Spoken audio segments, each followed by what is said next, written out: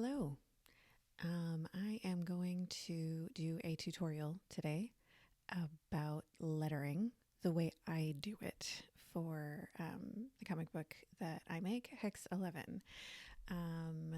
I start with this. This is, I have done all the layouts, I have done all the thumbnails, and they're all collected in this one file so I can see how the flow of the entire issue is going to go. What I do from here is I select a page that I will be working on, lettering, penciling, inking, coloring, taking to final basically. I select here, I do Command Shift copy so it grabs all the layers at once, and then I paste it into this document. This is the final sized document that we use for our book. I then take this layer here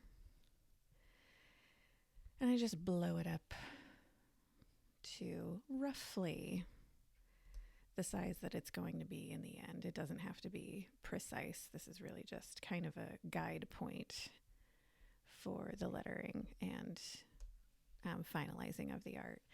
Once I have this in here, I reduce the opacity to about 20%. So, I see this kind of ghost image here that I can work over and just keep on using it as this reference as I go into lettering and beyond. So I save the file. And then I go into Illustrator and I open up a custom template file that I made a while ago for Hex 11. That is the size we work at, and has all of this reference all ready to go for the text bubbles that I'm going to use. So I build a template this way, so I have like a few different bubble sizes that I can use, all different kind of styles and curves of tails that I can use, and connectors, like the connectors between bubbles that I can use. I also make sure that I have like the font that I'm using. I put them all here, so as I copy paste from the script into this document, I can easily grab with the eyedropper tool, I can easily grab the size that I need, the style that I need, without having to go in and choose it out of this menu every time. I also do it this way because for anybody who wants to end up printing their book, you want to make sure that your text is 100% black on the CMYK scale.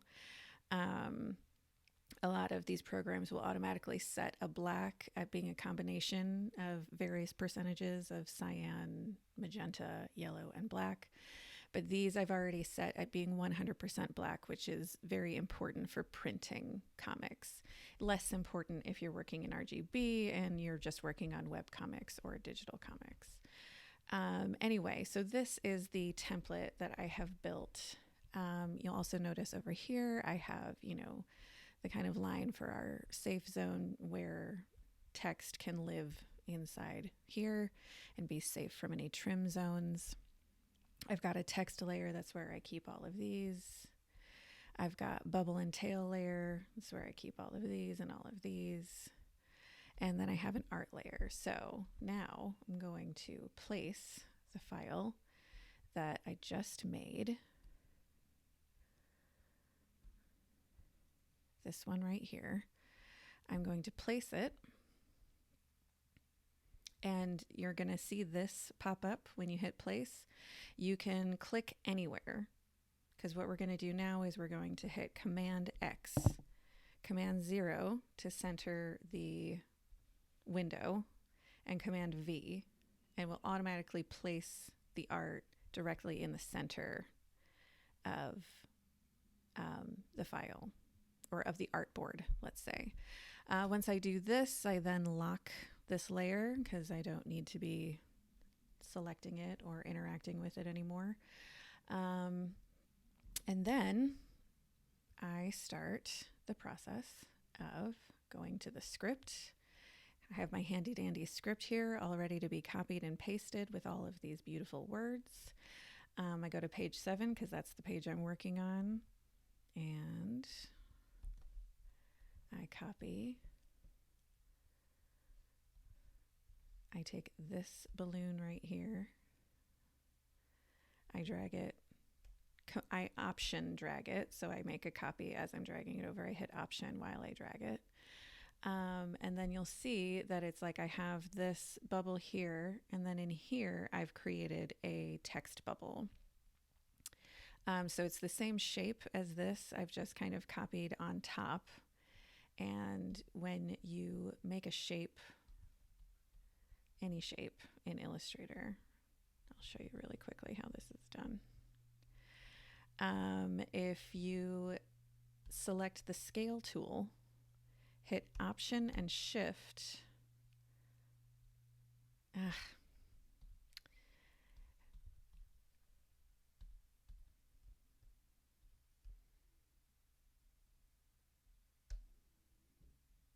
You'll see that you can make a little copy of the exact shape here by hitting that and dragging a little bit. I kind of do a little bit of a resize.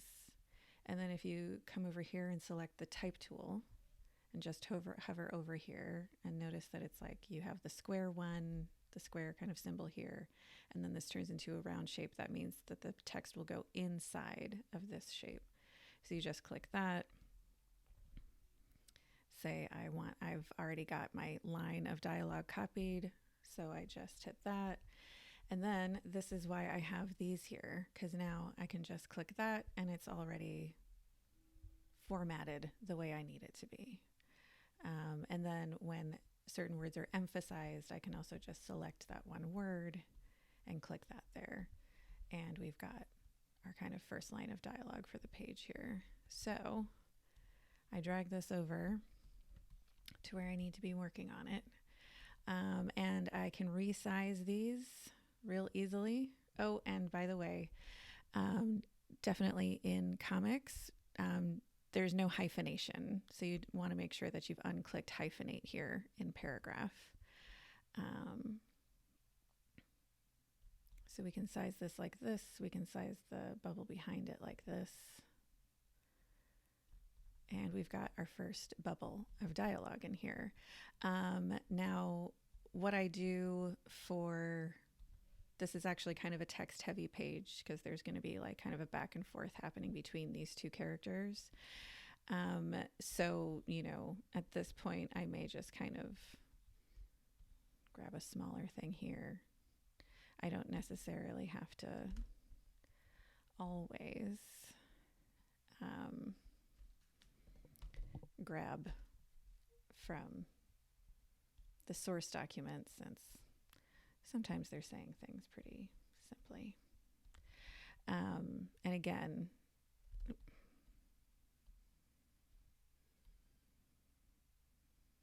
just resizing the bubbles so that you're getting what you need, the right sizing that you need for everything. And that finishes kind of the first part of this. In just 1 second, this will all magically be lettered, and I'll be right back to go on with the next part. I'm back. As you can see, I have lettered the rest of this page, and I realized while I was doing it there were a couple things that I didn't mention in the first part, so let me just mention those real quick. First off, when you're making these balloon or bubble shapes, they are not, I mean, I start with an ellipse, but they are not totally ellipses. Like you can see the difference between this ellipse I just made. I'll move this out of the way. The ellipse that I just made and say this, you can see that it's like the edges are a lot more narrow. And so you kind of want to like squish your bubbles a little bit to kind of make them a little tiny bit more round and less like oval. Because the text will just fit a lot better inside kind of like stacked inside a more squished bubble than an ellipses bubble like this. So usually that just means I grab the anchor points right here and just kind of drag them in a little bit on either side to just kind of get this, kind of more aesthetically pleasing shape, or more traditional comic kind of bubble shape. So that was the first thing that I realized I didn't mention before, that is kind of an important aesthetic thing. Next, for Hex 11, it was a stylistic choice of mine to do the lettering, to make the bubbles not have an outline, which is not the traditional way. Like I said, it was a stylistic choice that I made, but most of the time you are actually going to want to have a stroke around your bubble. And so that's why in here I just made sure to put like a 1 point black stroke around each bubble. And note that the black stroke should also, just like the letters, just like the type, should be 100% or 100 black. It should not have any of the CMYK color in it. It should just be black. And so, so I finished putting all of these together. So this is a connected balloon. This is still the same character, is just kind of moving on to a related point. And so it was honestly just kind of looking like a little too much for one balloon. So I just pulled out this next part here. And so obviously, as you can see, because everything is stroked, it's just laying over the bubble. We would actually want these to be connected instead. Want these bubbles to be one shape, that not have a stroke right in here. So you would go into this Pathfinder menu. You would have both of these balloons selected. And then you would click this, make compound shape. And then it connects these two shapes, but it's not permanent. So if I need to move this bubble around at some point, I can. If I want to put it over there, or if I want to put it over here, or if I want to put it up here, you can see that it's like, this is still an independent shape, but they're nicely connected. And so that is a pro tip for you. At this stage, when we're just in thumbnails, and I'm just putting the letters in over the thumbnails, I don't really bother with the tails or the connectors just yet, just because this is just for reference as I do the final art. It's just kind of for reference for how much space all of these bubbles are going to be taking up. So we'll come back to like letters and connectors in a second when I update this background to be what the final art actually is. But for now, when I have done this part, save it, of course. And then I go back to Photoshop, where I'm going to be working on this file. But, I've just done all this lettering work, and now none of the letters are in here. So how to bring them in? You can do it one of two ways. This is probably the easiest way, though, which is to just select everything here, copy it, and paste it right in. It doesn't really matter. You don't need to have it be editable. While I do this, I don't need them to be editable, so I just choose pixels. And then there they are. And I can just kind of place them generally where they're supposed to go. And what I have here, so I have my little kind of texture layer, my guides that are right there. And underneath the texture layer is where I'm going to build up all the art. But on top of the texture layer is where I place the text for now. Again, this is not final. This is just for my reference at this point. So I will maybe go in and do an overlay just to kind of make this a little bit more ghostly as I'm working. But now as I go into pencils, inks, and everything, I have a sense of where all of these bubbles, all of these dialogue bubbles are going to go, so I can plan my art around, the realistic idea of how much space all of these things are taking up. Also, sometimes, in the process of making this into final art, things might move around a little bit. I might change the exact position of each character, in which case I'll just kind of grab and move as I need to, because the placement as we made it in here, it's not final. This is just a reference point as we make the final art. And so, so then you are free to kind of make your art under however many layers you want to, but underneath all of these reference pieces of dialogue.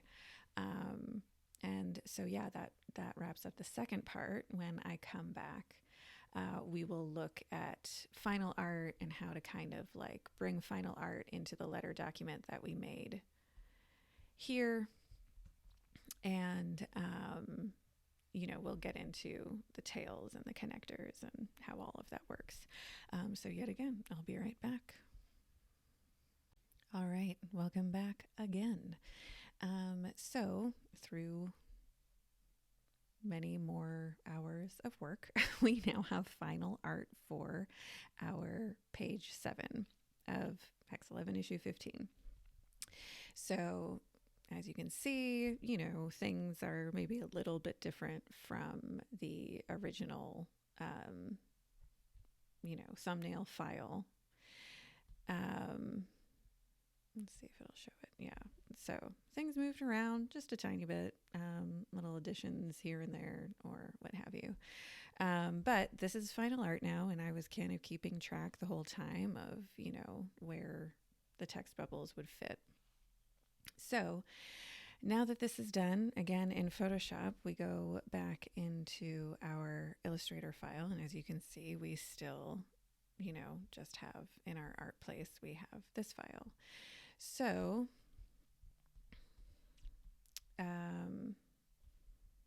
we are going to unlock this file to update it to the new art. So we can go into links and then click this button right here so we can make a link to a new file. Choose the final art for page 7, which is right here.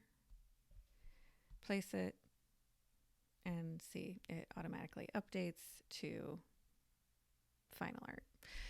Again, we lock the layer, and as you can see, with things moving around, we've got to move some of our bubbles.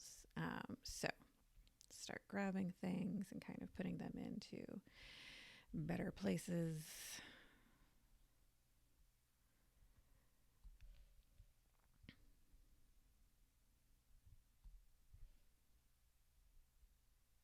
All right. So what we're going to want to do now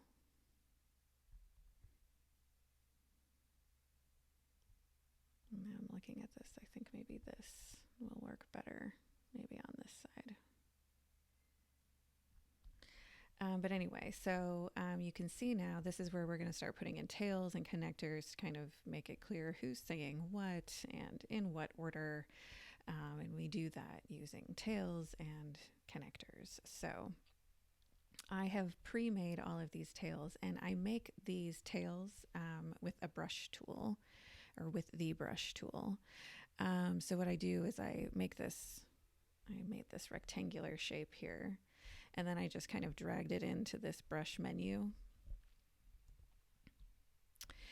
And these are the kind of selections I made for it. So I made sure to select stretch to fit stroke length so I can, edit the kind of shape if I need to.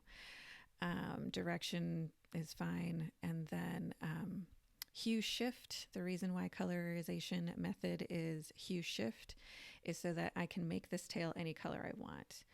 Just so I could see it more easily as I was making it and making a brush out of it. I just made it black, but that's the key color. You can change the key color to anything if you select hue shift. So do that, it's okay. And that is how I made all of these. And I just, obviously had selected white and made a whole kind of fan of them because it's just kind of easy to have. So I can grab this here and kind of start putting things where they need to go. This should go up on this layer. Start putting the tails where they need to go. You always want to make sure that the end of your tail is pointing at the character who is speaking. It should be pointing at their mouth. It should not be pointing at any other part of their body but their mouth. And it doesn't need to go directly to their mouth, obviously.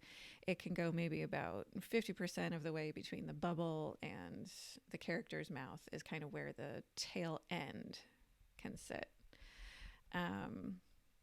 This is also where I can start kind of like, he's kind of shouting this, hey. If I wanted to, I could take this kind of little burst thing and use that as a tail for like emphasis to kind of show that he's saying this a little bit more loudly, but you can still kind of grab one of these star points to kind of point more at his mouth. And then particularly with something like this where it's like, okay, so she is going to be starting by saying this. You can kind of grab this and put it here maybe. And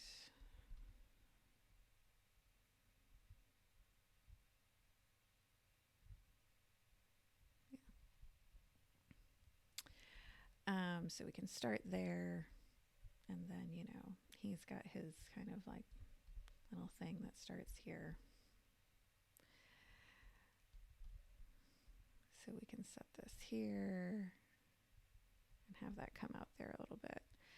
So what's going to be happening at this point is they're going to have this kind of continuous back and forth here. So this is where these things come into play.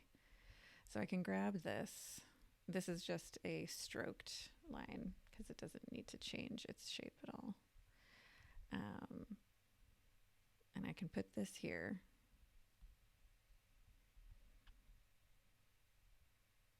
Oh, yeah, okay. So the tail, I had initially put this here. It's like most of the time, if possible, you want to have the tail, if someone's saying multiple things that are going to be having these connectors between them, most of the time you're going to want the tail to connect to the very first bubble. Sometimes that's just not going to fit right and it's just not going to work quite right. So, you can maybe bend the rules a little bit like I might do right now. And maybe have it like this, where kind of the last thing he's saying here will kind of come up towards his mouth. And that gives me more room to kind of make connectors between all of the things he's going to be saying.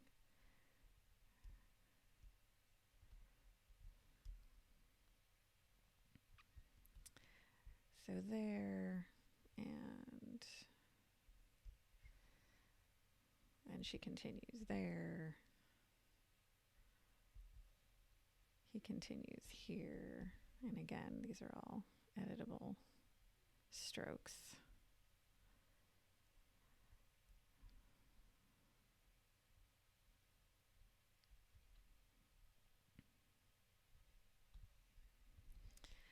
And then she's going to go on. Oops. She'll go on from here to here. And then the last thing that she's saying to kind of connect here, because we want to be interrupted by the boom. And have her kind of last piece be underneath the boom. Yep, and that will kind of You can see this is where she's saying things and everything is connecting because it's all her. This is where he's saying things and everything's connecting because it's all him. You don't want to have multiple tails going to the same character in the same frame. It should be one tail for the character, even if they have multiple dialogue bubbles in one frame. All right, let me just really quickly get these last couple tails in here. Maybe this one will work here.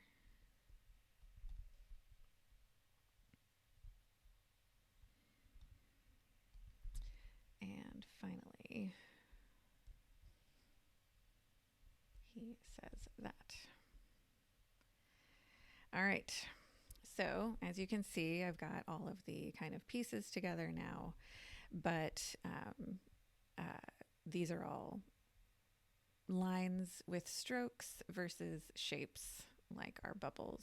So we're just going to select all of the strokes or brush lines, and we are going to hit Object, Expand Appearance. And then you can see they're all shapes now.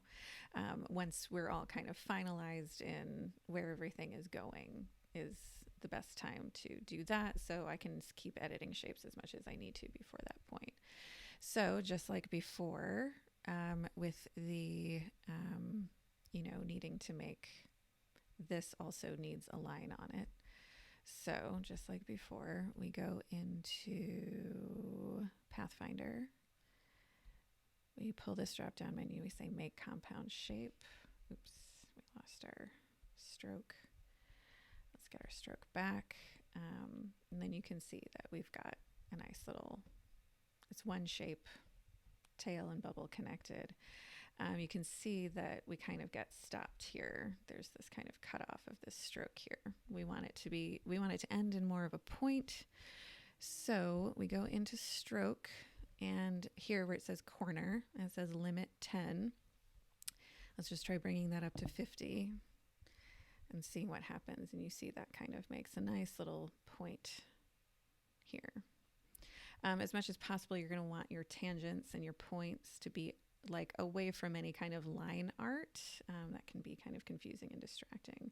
So even if it's just kind of moving a little bit the shape here and there, just to kind of get it out of this statue's eyeball, that'll just work that much better. And so yeah, then you're going to want to go and do that with all of these shapes now.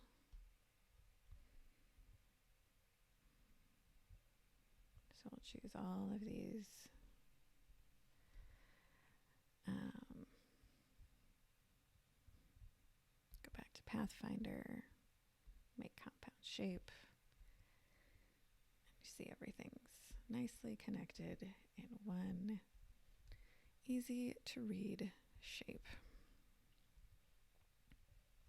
Oops.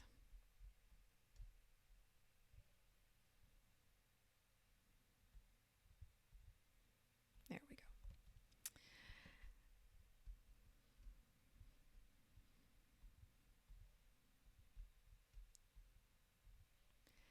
All right, so something like this, where the bubble is kind of coming out of here a little bit. You can choose to just kind of leave it. You can have your bubbles pop out of the panel. You can have them all exist inside the panel. The key is you just want it to be consistent. So when you make your choice, you just want it to be consistent. So if you're going to be cutting off your bubbles at panel edges, here is what you can do to make that work. You make a shape here that just kind of encompasses this whole bubble tail shape, and have it come up to the edge of the panel here. And when you select this and then hit Command 7, and as you can see, it cuts off the shape where the panel is. And so that is how you can do things like that, where you just kind of cut this off here. that ends the lesson, I believe. Oh, let's just do this all here because I think there's actually one more piece, which is exporting. All right. Make sure this has the stroke on it. All right. So,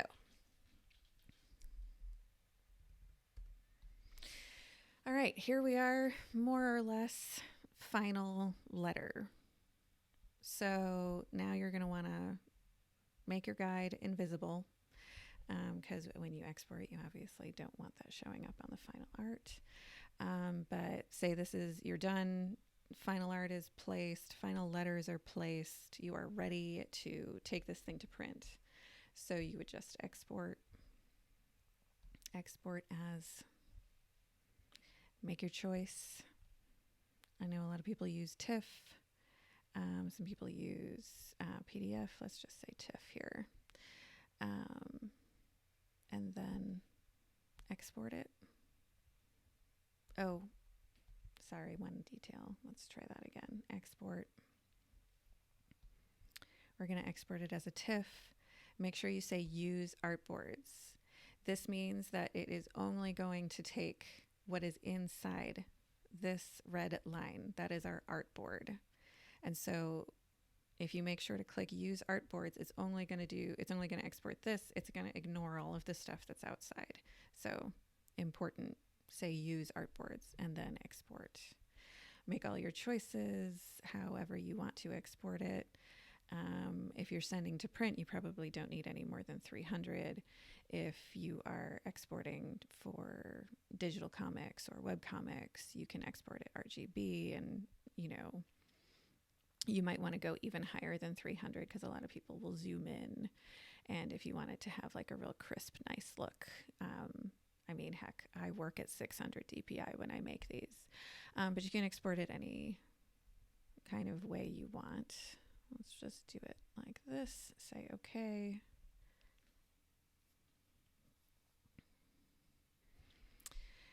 All right, and then you're done. And when you go back into, let's say, Photoshop, and you want to see your final art in here,